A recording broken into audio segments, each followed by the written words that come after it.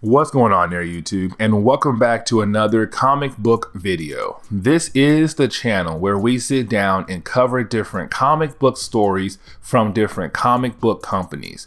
Today, we are going to jump back over to Marvel Comics and we are going to continue with our X-Men reading order, and we pick up with New Mutants. Now, New Mutants was the second title Chris Claremont made back in the 1980s because thanks to him, the X-Men got really popular. And so Marvel came to him asking him for a new team, which he did make, the New Mutants. Now, what he did was he gave them a graphic novel. That term is not really used as much anymore by Marvel nor DC, but graphic novel meant that it is a single book, but it has way more pages than your regular comic book does, as a way to give fans a complete story in one sitting. And so with that, Chris Claremont did this as a way for fans to learn more about the characters and also make sure it was a good enough story to pull fans in, because they were going to launch an actual title right after this book. And so with that, we're going to dive into the graphic novel number 4 for Marvel Comics, New Mutants, because this is where they first appeared. So if you do enjoy today's comic book video, hit that like button down below and subscribe. Also, if you have any suggestions on books I should read, well, please let me know in the comments below, because you never know, your suggestion could be a future video down the road. But here we go. To begin today's story, we actually pick up in Scotland, where we pick up with Moira MacTaggert. Now, of course, Moira MacTaggert is a close friend of Charles Xavier. Also, they used to date a while back, but either way though, at this point in Marvel Comics, they're just friends. But the reason why we pick up with her right now, because she's in Scotland just minding her business, but out of nowhere, a wolf appears. And this wolf jumps right over her because that wolf is being chased by a crowd of people. And the reason why, because when Moira MacTaggert turns around to look at the wolf turns into a human being, someone she actually knows. And that person is Rahne Sinclair. And this is our first New Mutant right here. And of course, you have Moira MacTaggert figure out that this girl that she knows is actually a mutant and she needs the help of Charles Xavier. But of course, you do have that crowd of people that want to kill her because they saw her turn into the wolf. But either way, you have Moira MacTaggert say that because they're on her land right now, they have no right to be here, so they must leave. And so of course they do leave.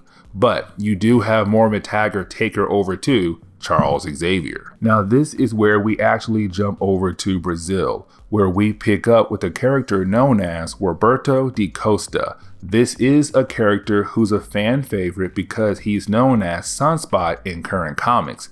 But at this point, he was just your regular teenager who's right now playing soccer in a championship game. Now, of course, all the fans are cheering for him and his team is winning. But out of nowhere, he's hit by a cheap shot by the other team, because the other team does not like him. Now, he does get upset because to the fans and the referee, it did not seem like a cheap shot because the game is moving too fast. But either way, Roberto is so upset, he actually attacks that player. And that player begins to beat up on Roberto. Now we learn why this other team does not like Roberto, because he's half African, half Brazilian.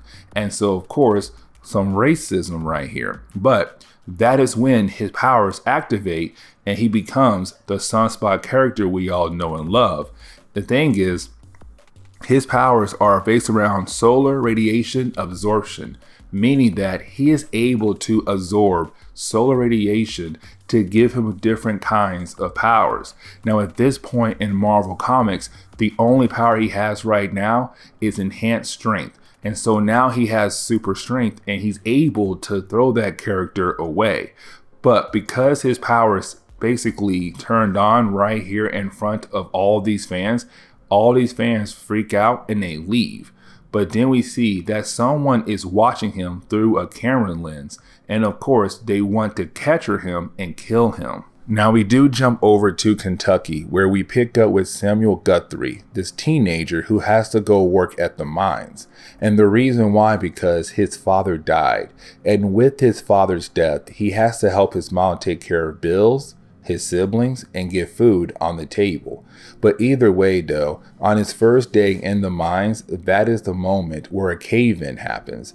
And with this cave-in, of course, most miners are able to get out, except for one. And you have Samuel Guthrie actually go back to save this miner. But here comes the problem. Right when he's able to get the miner unstuck, the cave-in begins to move faster, and it looks like Samuel and this random miner could possibly die. But of course, that is when Samuel powers activate, and he is able to shoot him and the miner out of the cave like a cannonball. And that is his powers right there. He is able to shoot himself like a cannonball because his skin released some kind of energy where he is able to shoot himself like a cannonball. But while he's in the air, he has a blast field around him, meaning that he cannot be hurt while he's flying around like a cannonball. But once him and the miner are outside the cave, they both have no idea what happened. Samuel has an idea that it means he could have powers, but he has no idea that he is a mutant. Now we do jump over to Dani Moonstar, and Dani Moonstar is a very complicated character, but at the same time a popular character. And the reason why, because her powers are so complicated, but also cool at the same time. But either way, for right now in Marvel Comics, the only thing she can do is cast illusions of people's worst fears. Now she is confronted by her grandfather, who tells her it is time for her to go meet Charles Xavier and leave with him. Now, of course, she does get upset because he is a white man, and white men have killed so many Native Americans. But either way, though, you have her grandfather say, listen, you need to go with him because he can help you with your powers. We have no idea how your powers truly work. But of course, with the two of them arguing, that is when her powers activate and she casts the worst fear of her grandfather. And of course, it scares him and her both. And so they both agree that she should go with Charles Xavier to get her powers under control. Now, while she was doing that, of course, someone was watching her, and that person was Donald Pierce. Now, Donald Pierce first appeared, I want to say, in Uncanny X-Men number 129, and he was part of the Hellfire Club.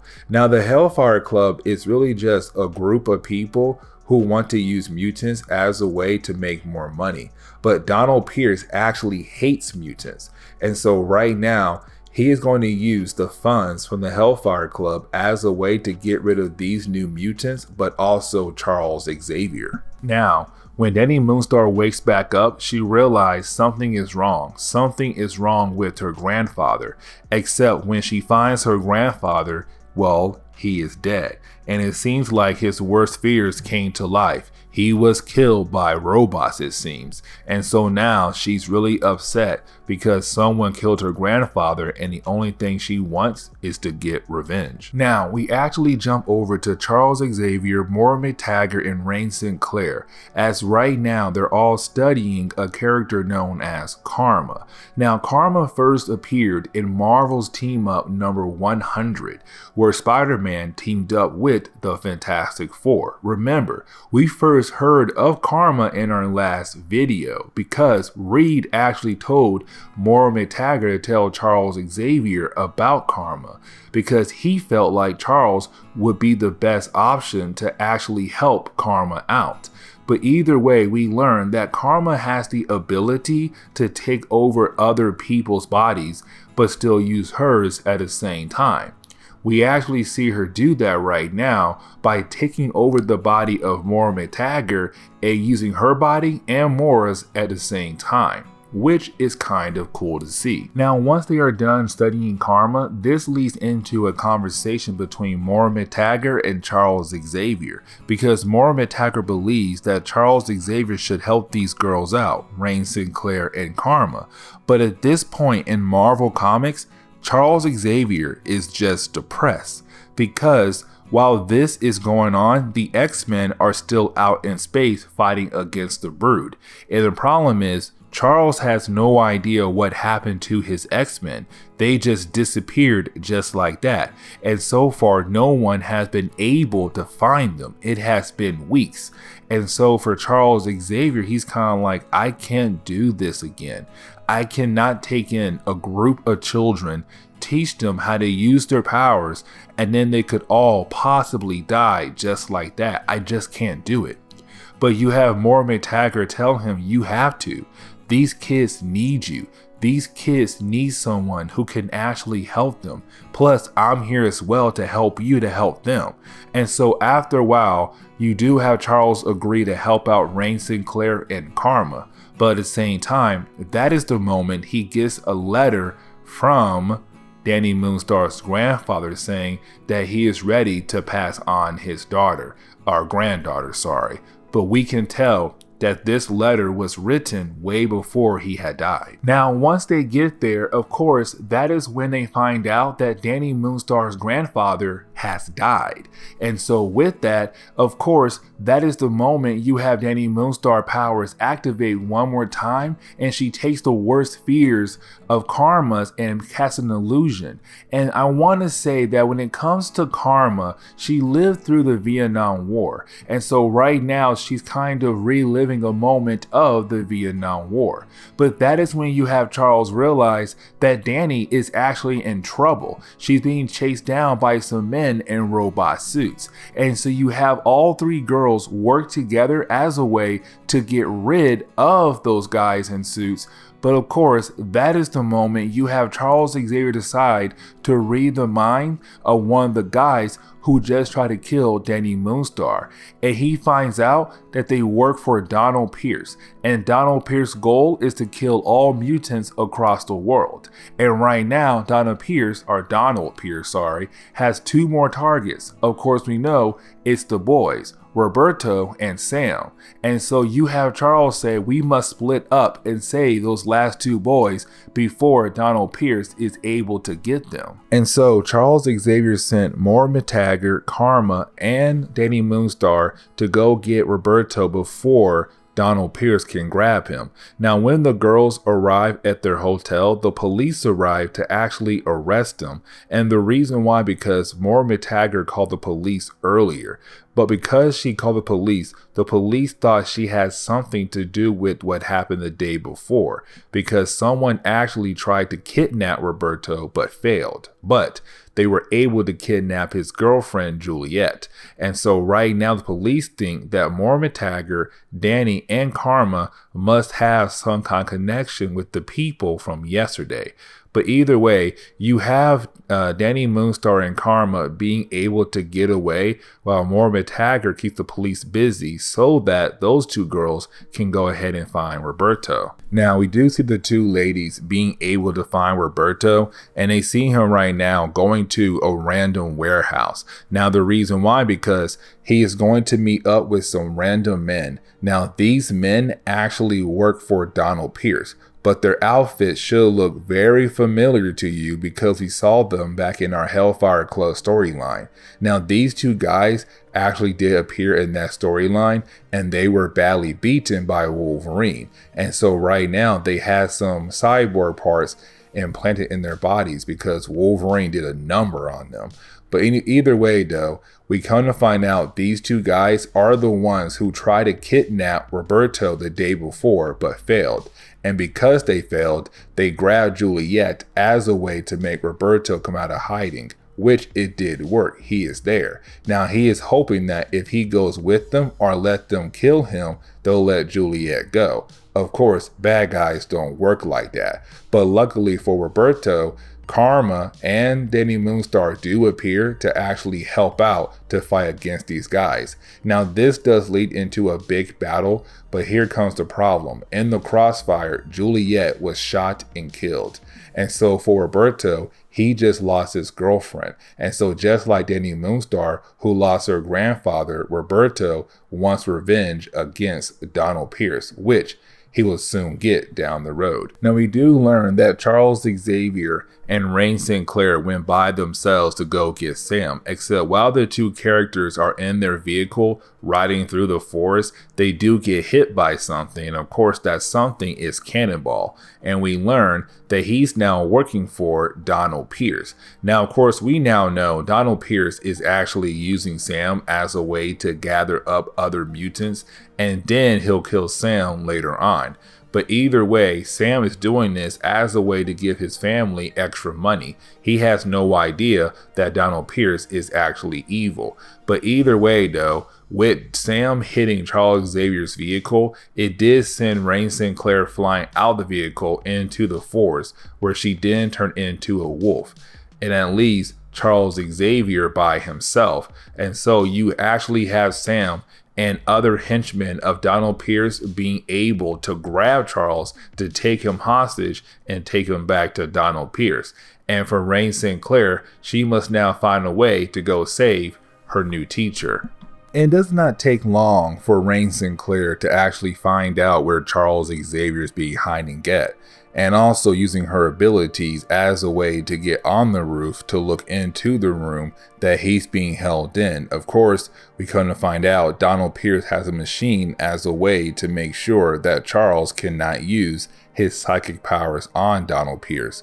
But of course, this is Donald Pierce telling Charles that his goal is to kill all mutants across the world. Now, while Rahne Sinclair is listening in on this conversation, she does get attacked once again by Cannonball. Now, Cannonball does miss, and they both do land on the ground, and he does try to attack her again, and the dude still misses. But either way though, because Cannonball and hers fight, that tells the rest of security to come outside to of course surround her and take her hostage as well. Now, luckily for Rahne Sinclair, the rest of the new mutants do appear. So Karma, Dani Moonstar, and Roberto aka Sunspot, they all appear together to work together to fight against Donald Pierce, Cannonball, and the rest of the men of Donald Pierce.